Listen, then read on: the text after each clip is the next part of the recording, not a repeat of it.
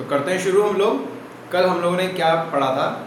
कल हम लोगों ने पढ़ा था ईएमएफ और टर्मिनल पोटेंशियल डिफरेंस, ठीक है, जिसके अंदर हमने देखा था कोई जो सेल होता है उसके ऊपर लिखा होता है 1.5 वोल्ट, वो होता है उसका ईएमएफ। लेकिन जो यूज़फुल वोल्टेज होती है ना, जो एक्चुअल में हमारे काम आएगी, वो उससे थोड़ी सी कम होती है कि नहीं?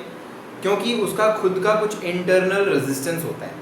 तो मैंने कल तुम्हें बताया था कि ये हमारा कोई सेल है और ये है कोई एक्सटर्नल रेजिस्टेंस। ये कोई एक्सटर्नल रेजिस्टेंस है कैपिटल आर, और यहाँ पर है हमारे सेल का इंटरनल रेजिस्टेंस स्मॉल आर, और हमारे सेल का ईएमएफ है ई। करंट फ्लो करना शुरू करेगा, पॉजिटिव टर्मिनल से नेगेटिव टर्मिनल पर जाएगा, ठीक है, करंट इस तरीके से फ्लो करता है, और फिर नेगेटिव से पॉजिटिव, यानी जो करंट है वो सेल के अंदर से भी जाएगा, यहाँ से यहाँ भी जाएगा, यानी इसके इंटरनल रेजिस्टेंस में से भी होके जाएगा।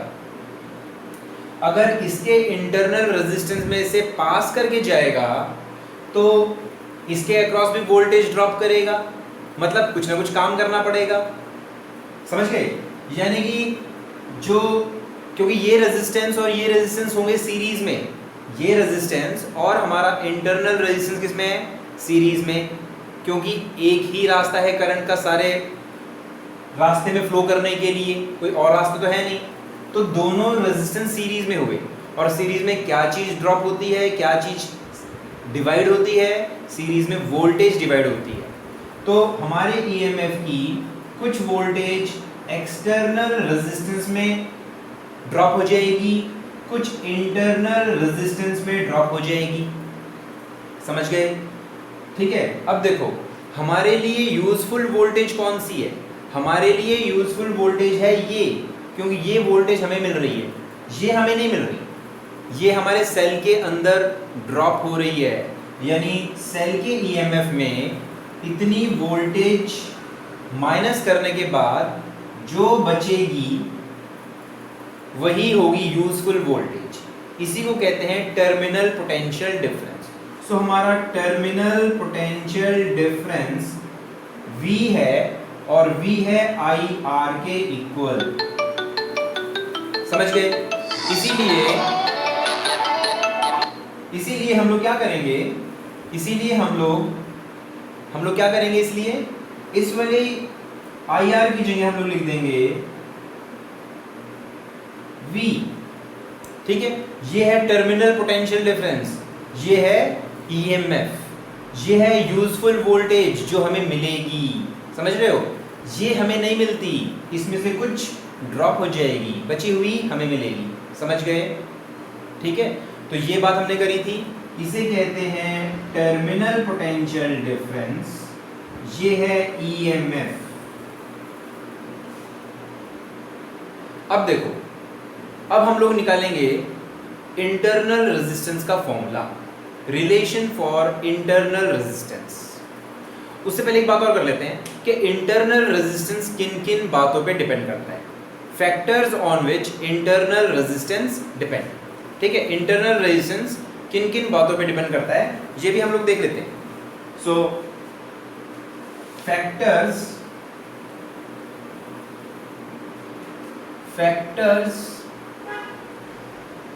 on which internal resistance depends, ठीक है? तो इंटरनल रेजिस्टेंस का कारण क्या है? पहला तो है type of electrolyte, type and concentration of electrolyte, electrolyte का कंसंट्रेशन। अगर हमारा इलेक्ट्रोलाइट फ्री बिल्कुल फ्रेश है, अगर हमने अभी भी फ्रेश बैटरी खरीदी है, अगर हमने बिल्कुल नया नया सेल बनाया है, इलेक्ट्रोलाइट बिल्कुल सही होगा, उसकी कंसंट्रेशन अच्छी होगी, तो इंटरनल रेजिस्टेंस कम होगा। इसी तरीके से अगर हमने नया नया सेल खरीदा है तो उसके इलेक्ट्रोड्स भी सही शेप के होंगे, तो शेप ऑफ इलेक्ट्रोड्स पे भी डिपेंड करेगा, shape and size of electrodes.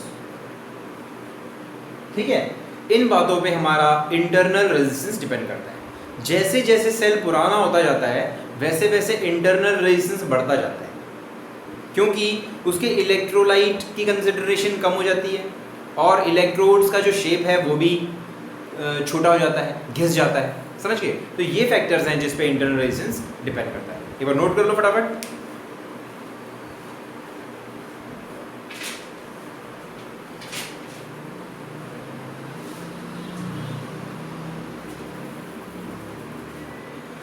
Next topic हम लोग जो पढ़ेंगे वो है relation for internal resistance. Relation for internal resistance. जो सेल के अंदर रेजिस्टेंस होता है उसका फॉर्मूला डिराइव करेंगे। तो जो जो बातें हम पढ़ चुके हैं वो लिख लें एक बार। हमने पढ़ा ईएमएफ में से वो वोल्टेज माइनस कर दो जो सेल के अंदर ड्रॉप होती है तो हमें मिलता है टर्मिनल पोटेंशियल डिफरेंस। ठीक है, और टर्मिनल पोटेंशियल डिफरेंस होता है करंट इनटू एक्सटर्नल रेजिस्टेंस। हमें चाहिए इंटरनल रेजिस्टेंस तो हम लोग लिखेंगे E minus V is equal to I into small R. हमें स्मॉल आर चाहिए तो स्मॉल आर हो जाएगा E minus V by I. लेकिन यहां से देखो I क्या है, I is equal to V by R. So internal resistance का फॉर्मूला बनेगा E minus V upon V upon R, तो वो न्यूमरेटर में चला जाएगा। So this is the formula for internal resistance. Easy, समझ गए? ये है EMF, ये है टर्मिनल पोटेंशियल डिफरेंस और ये है एक्सटर्नल रेजिस्टेंस। तो ये हुआ हमारा इंटरनल रेजिस्टेंस का फॉर्मूला। समझ गए? R फिक्स है, R is fixed, R fix है हमारा। अगर R फिक्स्ड है तो V भी फिक्स्ड है ना? अगर R फिक्स्ड है तो V भी फिक्स्ड है, EMF भी फिक्स्ड है, तो इंटरनल रेजिस्टेंस भी फिक्स्ड है। ऐसा नहीं है कि इंटरनल रेजिस्टेंस एक्सटर्नल रेजिस्टेंस पे डिपेंड कर रहा है। इस फॉर्मूले से नजर आ रहा है हम लोगों को कि जो इंटरनल रेजिस्टेंस है वो एक्सटर्नल रेजिस्टेंस के ऊपर डिपेंड कर रहा है। लेकिन समझने वाली बात यह है कि हमारा जो एक्सटर्नल रेजिस्टेंस है वो फिक्स है। अगर वो फिक्स्ड है तो हमारा V भी फिक्स्ड है। अगर हमारा V भी फिक्स्ड है तो हमारा इंटरनल रेजिस्टेंस तो इन सारी बातों में डिपेंड कर ही नहीं रहा। इंटरनल रेजिस्टेंस सेल के अंदर का रेजिस्टेंस होता है, वो एक्सटर्नल रेजिस्टेंस वगैरह पे डिपेंड नहीं करता। ठीक है, इजी, नोट कर लो फटाफट। फिर हम अगला टॉपिक पढ़ेंगे जिसके अंदर हम लोग स्टडी करेंगे ग्राफ EMF और करंट के बीच में। नोट कर लो।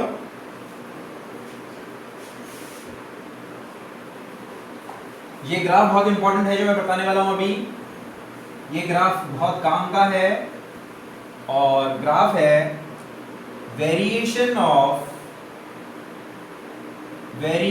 Of terminal potential difference with respect to current. EMF और टर्मिनल पोटेंशियल डिफरेंस और करंट के बीच में ग्राफ बनाएंगे।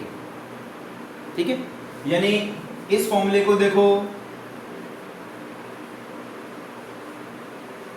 ऐसे भी कह सकते हो कि हमें करंट के फॉर्मूला बनाना है तो I हो जाएगा, IR हो जाएगा E माइनस वी, और R हो जाएगा, हमें I चाहिए तो I हो जाएगा E minus V upon R। ठीक है, अब एक ग्राफ बनाते हैं। ये है हमारा, यहां पर हम बनाएंगे करंट, यहां पर बनाएंगे terminal potential difference. Terminal potential difference यानी कि V, एक तरफ I है और एक तरफ V है। ये ग्राफ बहुत काम का है। इस ग्राफ से हमें बहुत सारी इंफॉर्मेशन मिलती है। मैं बताऊंगा कैसे क्या क्या इंफॉर्मेशन मिलती है, और ये एग्ज़ाम में ज़रूर आता है, बहुत बार आ चुका है, बहुत इजी भी है। इस इक्वेशन को फॉलो करेंगे। ठीक है, इस इक्वेशन को देखो ध्यान से। एक तरफ टर्मिनल पोटेंशियल डिफरेंस और बीच में कहीं करंट भी है। ठीक है, हम लोग ग्राफ बनाने के लिए सबसे इजी वाली वैल्यू लेते हैं, क्योंकि करंट और टर्मिनल पोटेंशियल डिफरेंस के बीच में ग्राफ बन रहा है। तो हम लोग कहेंगे कि मान लो करंट 0 है। अगर करंट 0 हो जाएगा इस वाले फॉर्मूले में, अगर करंट 0 हो जाएगा, तो अगर करंट 0 होगा तो V किसके इक्वल होगा? EMF के इक्वल होगा। सबसे इंपॉर्टेंट पॉइंट, जब करंट 0 होगा तो जो टर्मिनल पोटेंशियल डिफरेंस होगा वही होगा EMF। सो जब करंट 0 होगा और उस समय जो वोल्टेज होगी उसी को कहेंगे EMF। एक पॉइंट समझ में आ गया? क्लियर? यानी कि हमारा ग्राफ यहां से स्टार्ट होगा। ओके, अच्छा, अब इसमें देखो फिर से V और I के बीच में जो ग्राफ है ये तो इक्वेशन ऑफ स्ट्रेट लाइन को फॉलो कर रहा है ना? ये जो ग्राफ है, ये जो इक्वेशन है, ये तो y = mx + c की तरह है। इसको सही तरीके से लिखें तो y की जगह लिखेंगे v, और क्योंकि x एक्सिस में क्या है? x एक्सिस में तो करंट है, तो हम लिखेंगे r-ri और यहाँ पर लिखेंगे प्लस EMF, है कि नहीं? इसका मतलब क्या हुआ? इसका मतलब ये हुआ कि हमारी जो ये इक्वेशन है, इस इक्वेशन में स्लोप -r है, c EMF है ना? अच्छा, ये चीज हुई क्लियर। लेकिन फिलहाल इससे चिंता करने की जरूरत नहीं है अगर तुम्हें समझ में नहीं आ रहा। अब इससे अगली वाली जो बात बता रहा हूं वो बिल्कुल तुम्हें क्लियर हो जाएगी कि इस वाली इक्वेशन में देखो, कभी ना कभी ऐसा होगा, इस वाले फॉर्मूले में देखो, कभी ना कभी ऐसा होगा कि EMF IR के इक्वल हो जाएगा। जब हम I को बढ़ाएंगे तो कभी ना कभी ऐसा पॉइंट आएगा जब हमारा EMF IR के इक्वल हो जाएगा। उस समय V क्या हो जाएगा? उस समय तो V 0 हो जाएगा। एक और इंपॉर्टेंट पॉइंट, जब V 0 होगा उस समय क्या होगा? जब V 0 होगा तो उस समय EMF IR के इक्वल होगा, या ऐसे कह लो I हो जाएगा E/R। तब I हो जाएगा E/R, यानी कि उस समय करंट जो होगा वो हो जाएगा EMF/R। और क्योंकि स्ट्रेट लाइन की इक्वेशन है इसलिए हमें ग्राफ मिलेगा ऐसा, नेगेटिव स्लोप वाला। समझ गए? तो इस ग्राफ से हमें क्या क्या मिला? इस ग्राफ से हमें कई सारी चीजें मिल रही हैं। पहला तो हमें EMF मिलेगा, सेल का EMF। कभी कभी क्वेश्चन में दिया जाता है 3-4 सेल लगे हुए हैं तो टोटल EMF दिखाई देगा। ठीक है, अच्छा, दूसरा हमें मिलेगा E/R, मैक्सिमम करंट। ये जो होगा इसे कहेंगे maximum current in the circuit, Imax। ये होगा maximum current in the circuit. ठीक है, जो करंट सर्किट के अंदर मैक्सिमम होगा ये वो होगा। अगर EMF हमें यहां से मिल गया, करंट हमें यहां से मिल गया, तो हम इंटरनल रेजिस्टेंस यहां से निकाल सकते हैं। समझ गए ये बात? क्लियर है? तो ये ग्राफ बेहद इंपॉर्टेंट है, इससे कई सारे क्वेश्चंस बनते हैं छोटे छोटे।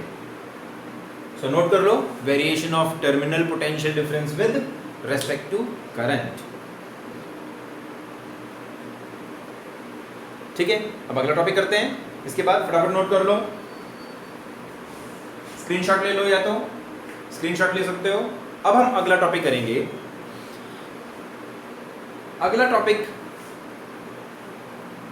देखो, अगर हमें ज़्यादा वोल्टेज चाहिए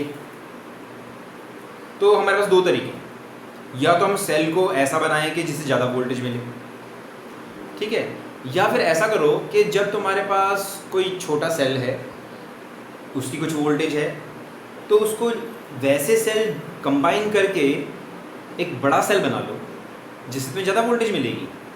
ठीक है ना?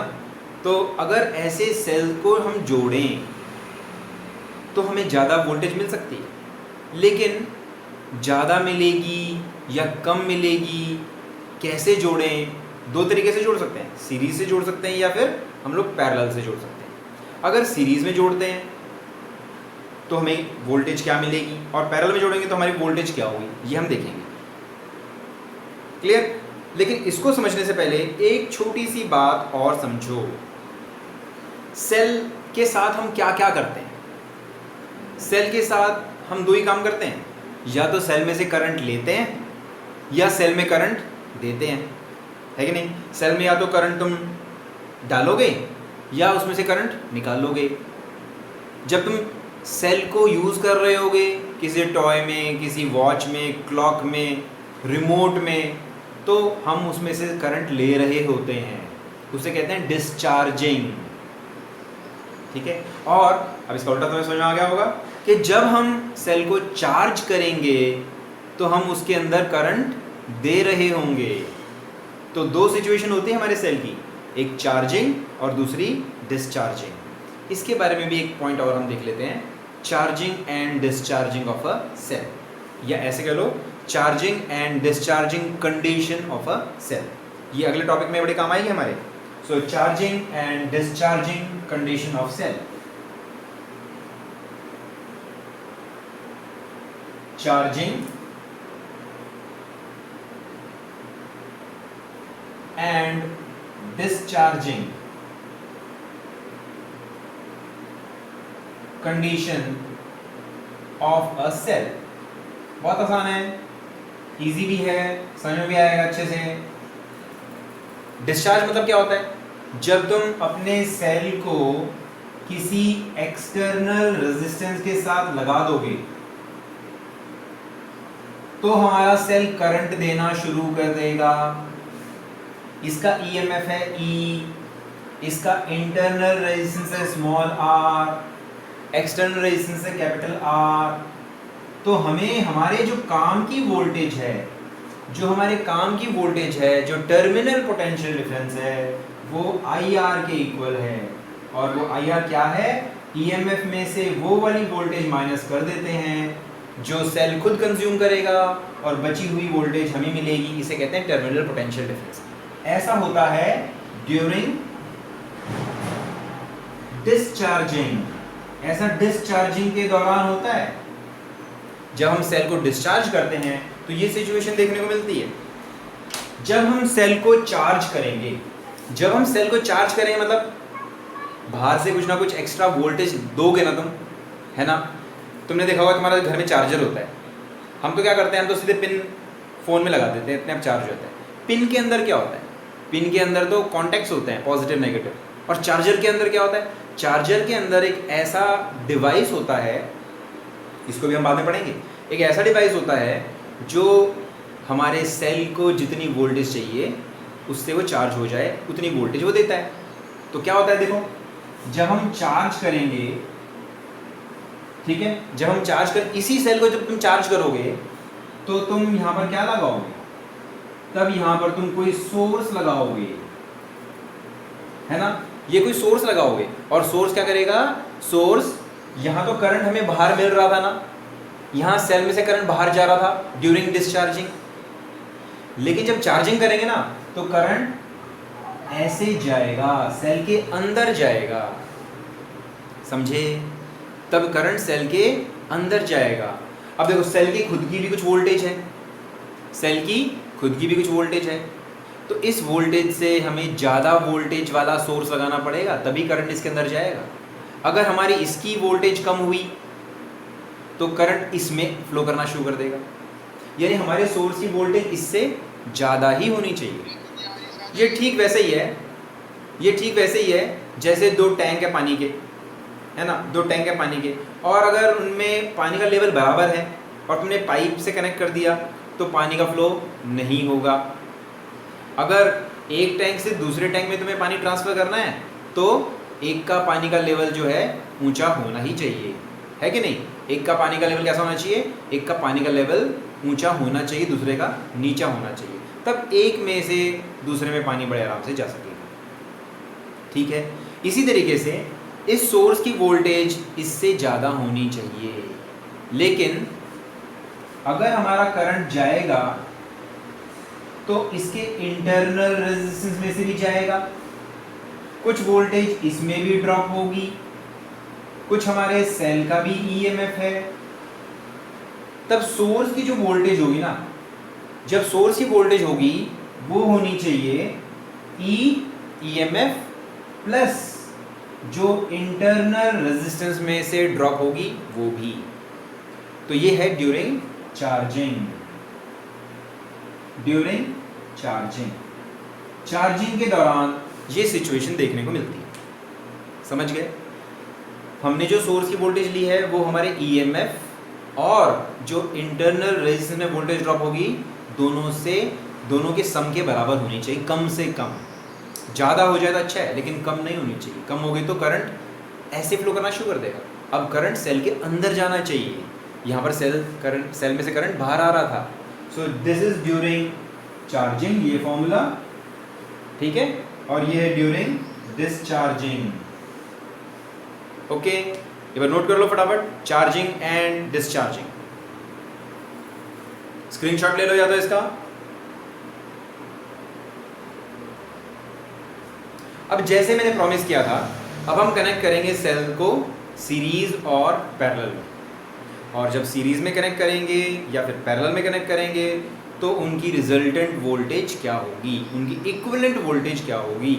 और हम सीरीज में जोड़ेंगे तो हमें वोल्टेज कैसी मिलेगी, और पैरेलल में जोड़ेंगे तो हमारी वोल्टेज कम हो जाएगी या ज़्यादा हो जाएगी, हमें ज़्यादा वोल्टेज मिलेगी या कम वोल्टेज मिलेगी, ये हम देखेंगे। सो अगला टॉपिक है कॉम्बिनेशन ऑफ सेल्स। अगला topic is combination of cells. Combination of cells. पहला है इन सीरीज। पहला है इन सीरीज। सेल को हम लोग सीरीज में जोड़ेंगे। सीरीज मतलब क्या होता है? ऐसे पॉजिटिव नेगेटिव, पॉजिटिव नेगेटिव। यह है series. A, this point is B and let us suppose this is C. यह series combination of cells, positive negative positive negative. तुम अपने घरों में कई टॉयज में तुम सेल लगाते हो ना, ऐसे लगाते हो, टॉर्च में भी लगाते हो, एक सेल फिर ये एक सेल, है ना। तो ये है नेगेटिव, ये है इसका पॉजिटिव, इसका नेगेटिव, इसका पॉजिटिव। ये सीरीज कॉम्बिनेशन, इसे कहते हैं सीरीज कॉम्बिनेशन। तुम अपने कई टॉयज में इस तरीके से सेल डालते हो, ठीक है, इसे कहते हैं सीरीज, एक के बाद एक। खासकर टॉर्च में ऐसे डालते हैं हम लोग। अच्छा, तो हमने अपने सेल को ऐसे कनेक्ट किया, इसका ईएमएफ है E1 और रेजिस्टेंस है R1, इसका ईएमएफ है E2 और रेजिस्टेंस है R2, और करंट फ्लो कर रहा है ऐसे, इस तरीके से, ठीक है। बाहर हो सकता है कुछ सर्किट हो, बाहर हो सकता है कोई सर्किट लगा हुआ हो, ऐसे बाहर हो सकता है कोई सर्किट लगा हो, हमें उससे मतलब नहीं है ना। हमें इस बात से मतलब है कि करंट ऐसे निकला और ऐसे वापस एंटर कर गया, तो इसकी कोई खास जरूरत नहीं है। हमारा काम इसी से चल रहा है कि सेल में से कुछ करंट हम लोग ले रहे हैं, दोनों सेल में से कुछ करंट हम लोग ले रहे हैं। अब देखो A और B के बीच में वोल्टेज क्या है, A और B के बीच में वोल्टेज क्या है। देखो इसका ईएमएफ है E1, करंट सेल में से जा रहा है, इसके इंटरनल रेजिस्टेंस में से भी जाएगा, ठीक है। तो जो हमारा करंट है वो इसके इंटरनल रेजिस्टेंस में से भी जाएगा। तो A और B के बीच में वोल्टेज क्या होगी? A और B के बीच में वोल्टेज लिखेंगे VAB is equal to VA minus VB, ठीक है। और ये होगी यूजफुल वोल्टेज।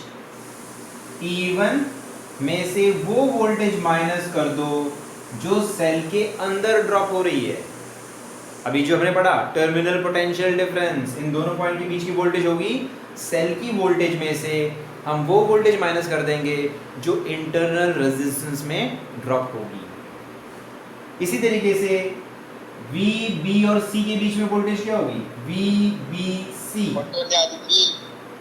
ठीक है, वी बी सी के बीच में वोल्टेज, तो वी बी सी क्या होगा, वी बी सी यानी इन दोनों के बीच की वोल्टेज वो होगी वी बी माइनस वी सी, और वो होगी E2 माइनस IR2, ठीक है।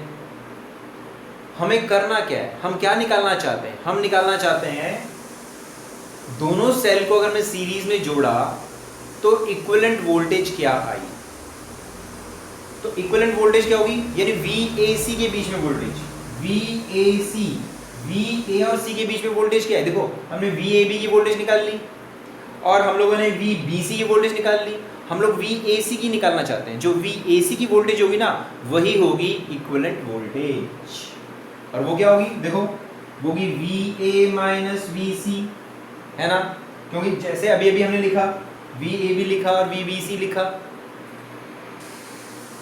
तो VAC VA माइनस VC, क्योंकि जब AB था तो हमने VA माइनस VB लिखा, VC था तो VB माइनस VC लिखा।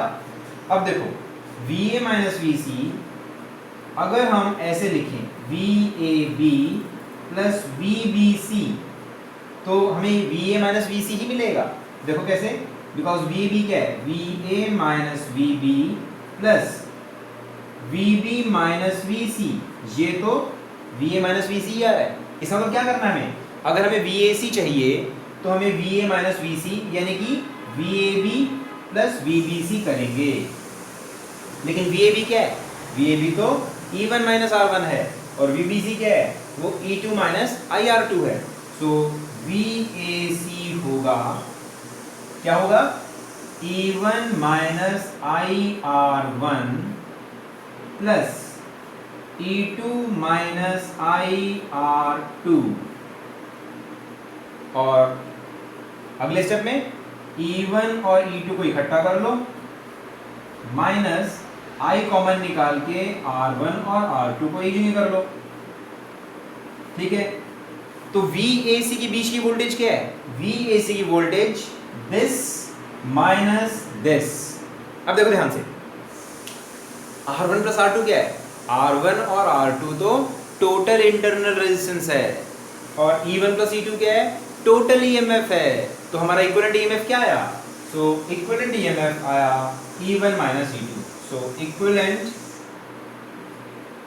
EMF is equal to E1 plus E2, ठीक है, ये होगा हमारा इक्विवेलेंट EMF, यानी कि जब सेल को तुम सीरीज में जोड़ो, positive negative positive negative positive negative positive इस तरीके से जोड़ो तो रिजल्टेंट EMF हो जाएगा E1 प्लस E2। जब सेल को सीरीज में जोड़ो तो टोटल वोल्टेज सभी के वोल्टेज का सम होगी, समझ गए, ऐसा कब होगा, जब हम सेल को पॉजिटिव नेगेटिव के फॉर्म में कनेक्ट करें। फिर से देखो एक बार फटाफट देख लेते हैं, हमें निकालनी है VAC के बीच में टोटल वोल्टेज, VAC के बीच में, तो VAC के बीच में वोल्टेज होगी VAB प्लस VBC, लेकिन AB की वोल्टेज क्या है, इसके EMF में से वो वाली वोल्टेज माइनस कर दो जो इसके इंटरनल रेजिस्टेंस में ड्रॉप होगी। इसी तरीके से इसकी वोल्टेज क्या होगी, जो टर्मिनल पोटेंशियल डिफरेंस होगा इन B और C के बीच में, वो EMF में से वो वोल्टेज माइनस कर दो जो इसके इंटरनल रेजिस्टेंस में ड्रॉप होगी, ठीक है। और हमें चाहिए VAC, और मैंने अभी बताया VAC होता है VA माइनस VC या VAB प्लस VBC, तो वैल्यूज पुट करने के बाद हमें ये इक्वेशन मिली। तो देखो ये वाली जो टर्म है वो EMF की जगह पर आ रही है, ये वाली टर्म है जो इंटरनल रेजिस्टेंस की जगह आ रही है हमारे जनरल फॉर्मूले में, ठीक है। तो हमारा जो इक्विवेलेंट EMF बनेगा वो बनेगा E1 प्लस E2, क्लियर। अब अगला टॉपिक, अगला मतलब अगले इसी का एक वेरिएशन करेंगे, जरूरी नहीं है कि पॉजिटिव नेगेटिव हो, ऐसा भी हो सकता है पॉजिटिव नेगेटिव पॉजिटिव, है ना। तब क्या होगा, अगर सेल को तुम उल्टे डाल दो तो हमारा डिवाइस ज़्यादातर चलता नहीं है, क्यों नहीं चलता वो देखते हैं अभी। अब समझ में आएगा हमें कि अगर हम सेल को प्रॉपर तरीके से नहीं डालते तो हमारा टॉर्च वगैरह क्यों नहीं चलता। तो सीरीज कॉम्बिनेशन में एक और वेरिएशन करेंगे, दूसरे वाली करते हैं उसे भी।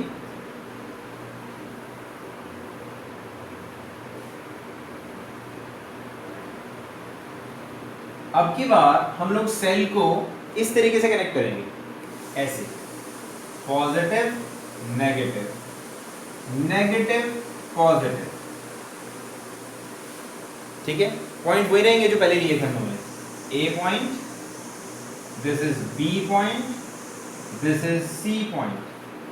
इसका ईएमएफ है E1 और इसका इंटरनल रेजिस्टेंस है R1, इसका ईएमएफ है E2 और इंटरनल रेजिस्टेंस है R2। अब की बार इस सेल में से करंट आई फ्लो कर रहा है, ऐसे कर रहा है, ठीक है। और मान लो बाहर कोई सर्किट ऐसे बाहर कोई सर्किट है, उस सर्किट में से जा करके ऐसे जा करके ऐसे जा करके और ऐसे जा रहा है, ऐसे जाके ऐसे जा रहा है, समझ गए। अब भी वही काम करेंगे, चलो पहले लिख लेते हैं। हमें चाहिए VAC, ए और सी के बीच में जो वोल्टेज आएगी ना वही होगी इक्विवेलेंट वोल्टेज। तो हम लोग पहले लिखेंगे VAB होगा E1। पहले देखो हमारा सेल चार्जिंग कंडीशन में है या डिस्चार्जिंग कंडीशन में है। सेल में से करंट बाहर निकल रहा है, पॉजिटिव टर्मिनल से बाहर जा रहा है, मतलब डिस्चार्जिंग है, तो -IR1, ठीक है। अब देखो VBC देखो, इन दोनों के बीच की वोल्टेज, हमारा सेल कौन सी कंडीशन में है? हमारा सेल तो यहाँ पर डिस्चार्जिंग कंडीशन में नहीं है, यहाँ पर चार्जिंग कंडीशन में है। यहाँ पर मैंने क्या कहा? यहाँ पर मैंने डिस्चार्जिंग कहा ना, या चार्जिंग का? अगर मैंने जो कुछ भी कहा याद रखो, दिस इज डिस्चार्जिंग कंडीशन, ये डिस्चार्जिंग कंडीशन है क्योंकि करंट सेल में से बाहर जा रहा है और इसके अंदर सेल के अंदर आ रहा है, पॉजिटिव टर्मिनल के अंदर जा रहा है, सो दिस इज चार्जिंग कंडीशन। और हम ऐसे लिखेंगे E2 प्लस IR2 क्योंकि हमारा सेल चार्जिंग कंडीशन में है, ठीक है। लेकिन एक चीज और देखो, एक चीज और देखो कि अब हमारा करंट इस तरीके से आ रहा है, C से B की तरफ आ रहा है, C से B की तरफ आ रहा है, लेकिन हम निकाल रहे हैं VBC, है ना, मतलब वोल्टेज C की ज्यादा है B से, लेकिन अगर हम BC निकालेंगे तो ऑटोमेटिकली आंसर नेगेटिव में आएगा, ये समझे। देखो करंट फ्लो करता है हमेशा हायर पोटेंशियल से लोअर पोटेंशियल। करंट कैसे फ्लो करता है? जहां वोल्टेज ज़्यादा है वहां से कम की तरफ फ्लो करता है, तो यहां से यहां फ्लो करना चाहिए। हम निकाल रहे हैं VBC होता है VB माइनस VC, लेकिन वोल्टेज किसकी ज़्यादा है? C की ज़्यादा है, B की ज़्यादा है? C की ज़्यादा है, तो आंसर किस में आएगा? नेगेटिव में। So minus E2 plus IR2। और हमें क्या चाहिए था? हमें चाहिए था VAC, ये होता है VAB प्लस VBC, है कि नहीं? अभी बताया है, तो वैल्यूज पुट करते हैं और हमें मिला E1 minus IR1 minus E2 plus IR2, ठीक है। क्योंकि हमारा सेल कौन सी कंडीशन में है? हमारा सेल यहाँ पर सेल चार्जिंग कंडीशन में है, तो हम इसको ऐसे लिखेंगे E1 माइनस E2 और इन दोनों टर्म्स को इकट्ठा करेंगे माइनस IR1 प्लस R2। अब देखो, अब हमारा जो नेट ईएमएफ है ना, सेल का ईएमएफ, दोनों सेल का ईएमएफ, वो E1 माइनस E2 आ रहा है, इक्विवेलेंट ईएमएफ, और equivalent resistance R1 plus R2 ही आ रहा है, यानी total resistance R1 plus R2 ही होगा जैसे पहले था। अब की बार EMF E1 माइनस E2 होगा, सो हम लिख सकते हैं equivalent EMF is equal to E1 minus E2, ये मानते हुए कि E1 की वोल्टेज ज़्यादा है E2 से, समझ गए? ये मानते हुए कि E1 की वोल्टेज E2 से ज़्यादा है। तो हमने देखा सेल्स को सीरीज में दो तरीके से जोड़ सकते हैं, पॉजिटिव नेगेटिव, फिर पॉजिटिव नेगेटिव, तो वोल्टेज बढ़ेगी। Positive negative, negative positive, voltage घटेगी। अगर E1 बड़ा है तो इक्विवेलेंट वोल्टेज आएगी E1 माइनस E2, समझ गए? ठीक है, तो हमने पढ़ा आज cells in series in parallel के साथ साथ EMF और TPD के बारे में थोड़ा बहुत पढ़ा, और हमने इंटरनल रेजिस्टेंस का फॉर्मूला निकाला, और हमने वेरिएशन ऑफ EMF, जो बहुत इंपॉर्टेंट है, वेरिएशन ऑफ EMF करंट के साथ भी देखा। ओके, तो कल हम लोग पैरेलल का कॉम्बिनेशन करेंगे सेल्स का, और उसमें भी इक्विवेलेंट ईएमएफ निकालेंगे। ओके, तो see you bye, okay tomorrow, bye.